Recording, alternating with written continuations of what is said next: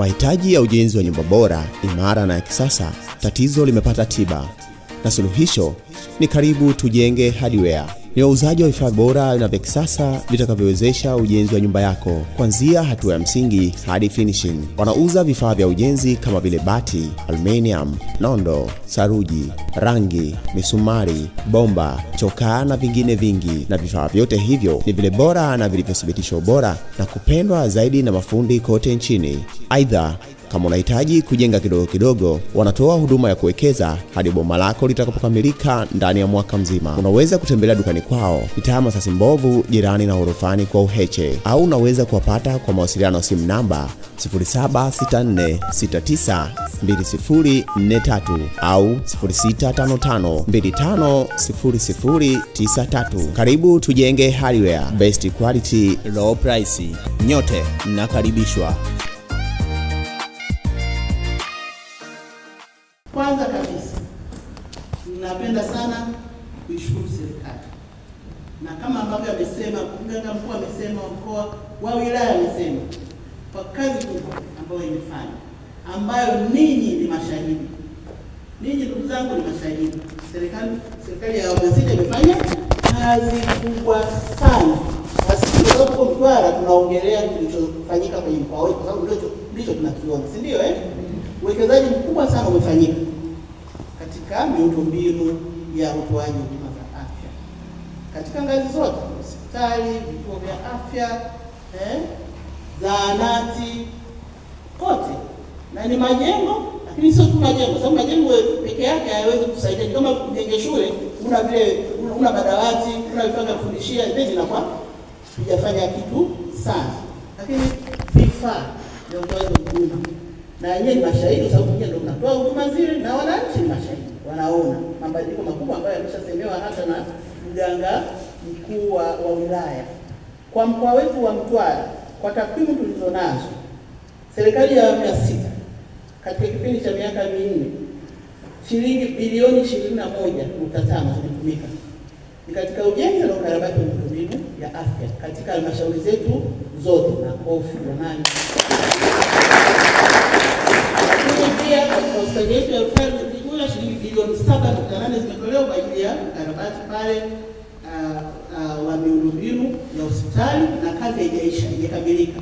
Lakini mganga mkuu wa serikali alipofika katika ziara yake hivi karibuni ametuambia miradi yote ambayo haijakamilika hii mikubwa yote inaenda kukamilika. Kwa hiyo tunajua kwa hospitali ile itakamilika. Lakini pia kwenye hospitali yetu ya Rufaa ya Kanda Mitengo bilioni 15.8 kwa ajili ya uendelezaji wa miundombinu pale ya ujenzi wa hospitali na miundombinu yake. Lakini pia tumeshuhudia wote vifaa vya kisasa. Ninawaambia watu state of the art. Wale wa Dar es Salaam nawaambia unavyoviona kule Aga Khan ndio utaviona hapa. Unavyoviona Muhimbili hata hapa Mtwara tunavyo. Kwa hiyo tunashukuru sana serikali. Lakini si hivyo tu. Tukiwa na miundombinu hii, tukiwa na vifaa tiba hivi, bila ninyi tutakuwa tujafanya kitu. Bila watu wa huduma za afya, bila madaktari, wauguzi na kila mmoja kwenye kada yake, watu wa maabara na kadhalika, kazi ile inakuwa haitoweza kufanyika, si ndio Kwa hiyo ninyi tunawapongeza sana kwa kazi kubwa mliofanya na mnaoendelea kuifanya. Kwangu mimi binafsi huaga naiona kazi inayofanya watu ambao mnafanya habari ya kutoa huduma za afya, nafanya kazi ya kimungu na ya wito sana hiyo kazi mnayofanya.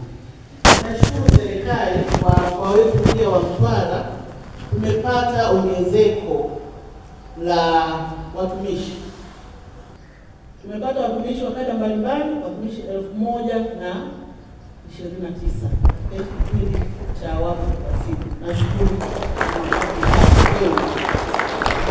Tunashukuru sana na tuna kila sababu ya kushukuru sana serikali yetu kwa kutuona kwa jicho la pekee, na ahadi ambayo imetolewa ya kuajiri watu wa huduma za afya wengine katika siku 100 za Mheshimiwa Dr. Samia Suluhu Hassan.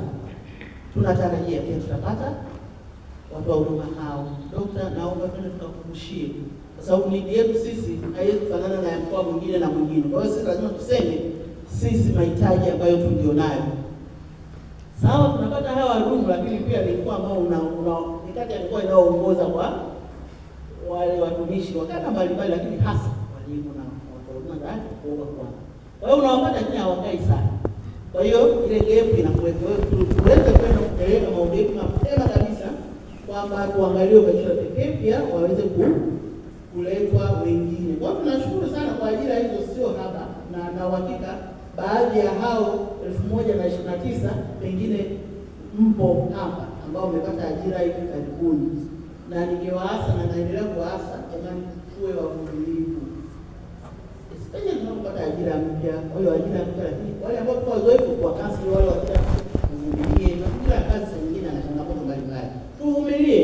Tunasema mtu kuomba uhamisho kama hakuna sababu ya msingi, labda critical issue, angalau basi kwa hata miaka 3 ni kitu ndio unaweza kusema naomba kubadilisha mazingira. Kwa hiyo naomba mvumilie, tufanye hizi kazi za serikali. Hivi vituo vyetu vya huduma za afya, hospitali, zahanati haziwezi kufanikiwa kama nini hapo, haziwezi kufanikiwa. Na tunajua hapa, unajua wenzetu, sijajua waliotoka wizarani hapa kama wamefika kule ndani. Hapa tuko mjini, yani hapa ni mjini, lakini tunajua huko pembezoni huko hapa kunafanyia kazi nje, pako mbali, kidhibiti yake ni mbali na miundombinu mingine. Sasa ingine kuna changamoto. Sasa hizo changamoto sisi ni watumishi, lakini wananchi wetu hawezi kutoka mbali, lazima wapate huduma pale walipo. Kwa hiyo wanatuhitaji sisi kuwepo. Baada ya kushukuru serikali, naomba pia kushukuru shirika la Umoja wa Mataifa linalowahudumia watoto la UNICEF kwa kukubali kutoa rasilimali nyingi. Sina uhakika dokta kama hawa washiriki wanafahamu uwekezaji mkubwa unaofanya, yaani nyie kuwekwa hapa ni fedha nyingi ambazo zimetolewa. Na sasa nitaongea tu kwa ujumla, lakini pia nitaongea kuhusu zile ambazo zimetolewa kwa maana ya mafunzo hayo. Kuanzia mwaka wa fedha 2023/24 UNICEF kwa kushirikiana na serikali imefadhili jumla ya shilingi bilioni 1.7 kwa ajili ya mafunzo mbalimbali, ikiwemo haya ambayo yanatolewa sasa kweli. Na kwa mafunzo mbalimbali ambayo yanatolewa kwa mwaka huu wa fedha tu, kuna shilingi milioni 675.7, nitarudia, shilingi milioni 675.7 zinatolewa kwa ajili ya mafunzo mbalimbali, na mojawapo ya mafunzo hayo ni haya ya huduma staha, mawasiliano madhubuti na mfumo wa afya yetu. Kwa hiyo tujisikie kwamba tuna bahati kuwa washiriki wa mafunzo haya, na tuitumie nafasi hiyo vyema, tuitendee haki. Unajua mafunzo kazini yanakuwa more practical, na wameniambia nilikuwa mfanyie kule halmashauri, lakini kunaonekana kuna internet issue. I'm sure kuna vitu anataka waonyesha kwa tunahitaji mtandao. Kwa hiyo tunategemea yatakuwa zaidi mafunzo ya vitendo na hayatachosha. Naangalia hata kitini na kuchapisha nini. Kwa sio ile mafunzo yetu ya zamani ya darasani muda wote. Sasa hivi ukishakuwa kazini na ni adult na adult learning, basi tuwe active wakati tunafundishwa, kweli tuyapate yale material ambayo tunafundishwa. Na kwa sababu pengine sio watumishi wote wa halmashauri ambao wako hapa, wale wa huduma za afya, basi sisi tunatarajia tukirudi kwenye sehemu zetu za kazi tuweze kuwafundisha wengine. Hiyo ni kidogo, lakini vitendo zaidi. Bwana hapa tunafanya, tuliongozwa kufanya, tulielekezwa kufanya. Sawa Na ukimwona mwenzako afanye vizuri, basi unamrudisha kwenye mstari. Nimefahamishwa kwamba haya mafunzo pia yamefanyika katika mikoa mingine, na mikoa imetajwa minne: Dar es Salaam, Songwe, Katavi na Kigoma. Sasa kufikiria baada ya hiyo mikoa tunakuja sisi mkoa. Kwa na sisi ni kati ya mikoa ya mwanzo kabisa kutoa mafunzo haya. Kwa tunashukuru sana UNICEF na serikali kwa ujumla kwa kutupa kipaumbele. Sasa mimi naona hayatoshi.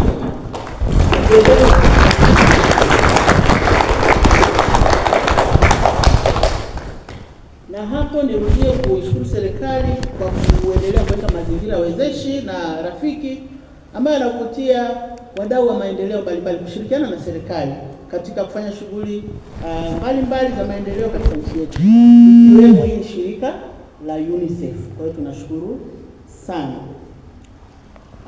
Ameshasema mganga mkuu kwamba haya mafunzo yanafanyika katika halmashauri zetu 8 kwa sababu halmashauri moja ya Masasi mafunzo mwezi wa 4, na matarajio kwamba mkimaliza mafunzo yote hapo hivi karibuni, jumla ya washiriki au wahitimu 1138 watakuwa wamepata haya mafunzo.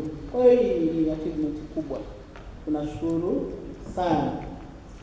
Napenda pia kuipongeza serikali kupitia Wizara ya Afya kwa kuja na mpango wa bima ya afya kwa wote, ambapo vituo vinahitajika kuweka mikakati ya upatikanaji wa huduma zilizo bora ambazo zitasaidia kuongeza mapato ya vituo kwa ajili ya kukidhi mahitaji ya uendeshaji wa huduma za afya katika ngazi ya kituo. Pia tunaipongeza wizara kwa kutoa nyenzo za kufundishia na pia ufuatiliaji ambao wataufanya kwa utekelezaji wa utoaji wa huduma bora baada ya mafunzo haya, wakishirikiana na timu za usimamizi katika ngazi ya mkoa na wilaya. Shukrani zingine za kipekee ziende kwa wawezeshaji ambao wametoka wizarani, lakini kuna wengine pia wa hapa katika halmashauri na mkoa pia. Nimeambiwa kwamba wamekuwa wakiendesha mafunzo haya kwa umahiri. Asante sana na muendelee. Nani ni daktari? Nesi, lakini uwaga napokea mara nyingi barua zinahitaji mtu labda shule aende akafanya mafunzo gani wapi, yani akawa facilitator. Nakuta jina lako. Kwa hiyo hongera sana. Inaaminika na ni bobezi. Huwa anaenda kutoa mafunzo mbalimbali sehemu nyingine. Ndugu washiriki, mafunzo haya ya huduma star na mawasiliano marudufu ni sehemu muhimu na utoaji wa huduma za tiba, kwani inajumuisha mbinu inayomlenga mteja ambayo inatambua haki zinazokubalika kitamaduni na utu wa kila mteja. Pia inakuza uhusiano na ushirikiano kati ya watoa huduma za afya na wateja. Huduma zinazotolewa kwa wamama wajawazito wanapofika katika hospitali, katika vituo vya huduma za afya, katika zahanati. Tunawapokeaje? Kwanza tayari huyu mama tayari yuko katika hali ambayo anahitaji kufanyaje? Kupewa moyo, kusikilizwa, yani kuwa treated with love, yani si unanielewa? Yani kuacha tu huduma yenyewe. Lakini anahitaji ile kwa sababu anapitia kipindi fulani kigumu. Lakini sasa unakuta anaongeleshwa kwa lugha ambayo isiyofaa, au pengine anawekwa sehemu ambapo sawa inawezekana saa nyingine vitanda vimejaa, lakini una handle vipi? Unaona Na tujue sasa pale unaadili na maisha ya saa nyingine hata zaidi ya wawili kama ana mapacha au ana triplets. Kwa tujue hivyo. Na kwa mkoa wetu dokta nadhani wanajua tumekuwa na changamoto hiyo ya vifo ya mama wajawazito na watoto wachanga ambapo wakati wa kujifungua. Kuna sababu nyingi zingine unakuta ni kweli ziko nje ya uwezo, au mama mwenyewe alikuwa hajazingatia kwenda kliniki, au kuna issues za upungufu wa damu na kadhalika. Lakini saa nyingine unakuta amechelewa kupata huduma. Amechelewa kupata huduma au amepata huduma ambayo isiyofaa. Nakumbuka kwenye mafunzo ya UNICEF ya mwanzo yaliyofanyika ambayo pia nilipata bahati ya kuyafungua, mafunzo yalikuwa yanafundisha jinsi ya kutoa huduma kwa mgonjwa ambayo ni mahututi na kutoa huduma za emergency. Kwamba jinsi gani unaweza kumsaidia mtu kureverse hali aliyofika nayo pale hospitali. Sasa ukikosea, ukafanya cha tofauti, unapelekea huyu mtu kufanya nini? Fariki. Na hata sio mama wajawazito tu, hata mgonjwa tu yoyote akiwa misdiagnosed, akapewa tiba ambayo sio ile ambayo alipaswa, mnajua kitakachoenda kupelekea. Sasa tumeletewa haya mafunzo kwa umuhimu wake ili tuweze kweli kutoa huduma ambazo zina staa na kuzingatia kupata mrejesho kutoka kwa hawa tunaowapa huduma. Kwa hiyo mnafundishwa kwa mbinu mbalimbali. Sasa mafunzo haya yatasaidia sana katika kuleta ufanisi katika utoaji wa huduma bora katika vituo vya kutolea huduma na kupata mrejesho kutoka kwa jamii. Nafurahi na labda nitasikia zaidi huo mfumo wa afya yetu unafanyaje kazi. Kwa huduma kujipima na kufanya maboresho katika maeneo ambayo wateja wameainisha kuwa yana mapungufu katika huduma zinazotolewa. Na kwa takwimu za utoaji mrejesho kwa ngazi ya jamii inaonyesha kwamba tumekuwa na hizo changamoto mbalimbali. Na wengi tumekuwa tukiziona wanaripoti kwenye mitandao ya kijamii, saa nyingine tunaona kwenye televisheni na kadhalika. Sasa kutokana na hili, ninawaagiza watumishi wote kwa kushirikiana na serikali za mitaa kwenda kuhamasisha jamii kuhusu matumizi ya mfumo wa afya yetu. Na najua kwa viongozi tutakuwa na nafasi hiyo utakaosaidia kuinua kiwango cha upatikanaji wa mrejesho wa utoaji huduma kutoka kwa jamii. Twende tukalizungumzie hili, na ni vizuri kwa leo tuko tu wataalamu, lakini vizuri mganga mkuu wa wilaya twende tukawafahamishe hata waheshimiwa wakuu wa wilaya kuhusiana na hichi kitu. Na wao pia wataweza kusemea kwa wananchi watakapokuwa wanaongea na wananchi kwamba sasa kuna jinsi ya kutoa mrejesho kuhusiana na utoaji wa huduma. Mganga mkuu wa mkoa nadhani nilikuelekeza na tulishafanya, tumeshamfahamisha hata mheshimiwa mkuu wa mkoa kuhusiana na mafunzo haya. Kwa hiyo na yeye pia anayafahamu na tutaenda kuongelea zaidi. Kwa hiyo wananchi pia wanatakiwa wajue kwamba sasa kuna platform ya kutolea mrejesho. Sasa baada ya mafunzo haya naelekea kuhitimisha, maana naona kuna wengine wamechoka kidogo. Baada ya mafunzo haya mnao wajibu wa kwenda kufanya ili kuendelea kutoa huduma zilizo bora. Kwa hiyo nina maagizo kadhaa, sio mengi sana, lakini naomba mtatake note. Mna wajibu wa kwenda kuanzisha dawati la huduma kwa wateja kwenye vituo vyenu vya huduma. Dawati la huduma kwa wateja inatakiwa mtu akifika pale kwenye kituo, kwenye zahanati, kwenye hospitali, awe na mahali ambapo anaenda kufanya maulizo, awe na mahali ambapo anaweza kaenda kulalamika kama hajatendewa haki. Sawa jamani? Hiyo ni moja. Pili, mnatakiwa kuihamasisha jamii. Kuihamasisha jamii juu ya uelewa wa huduma kwa mteja. Na kuielimisha pia juu ya mfumo wa utoaji mrejesho wa huduma kutoka ngazi ya jamii. Tatu, kwa vile washiriki mlioshiriki hapa ni wachache, mkaendelee kuwajengea uwezo watumishi ambao hawajapata mafunzo haya. Ili nilisema hata hapo awali. Na mafunzo sio kwamba eti lazima waite watu kae nao darasani, hapana, hata kuelezana au kwenye idara zenu, vitengo vyenu, mnakuwa mnakumbushana habari ya utoaji wa huduma zenye kuzingatia staha. Namba 4, kushirikisha viongozi ngazi ya jamii kwenye maeneo mnayofanyia kazi ili nao washiriki kuwapa mrejesho wa huduma mnazozitoa. Kwa maana hii kwa ngazi ya chini kabisa kule tuna viongozi pia. Tuna viongozi wa serikali lakini pia tuna viongozi wa kisiasa. Si mnajua washirikisheni, waambieni kuna mfumo huu, kuna jinsi hii ya kutoa mrejesho, waambie pia wananchi.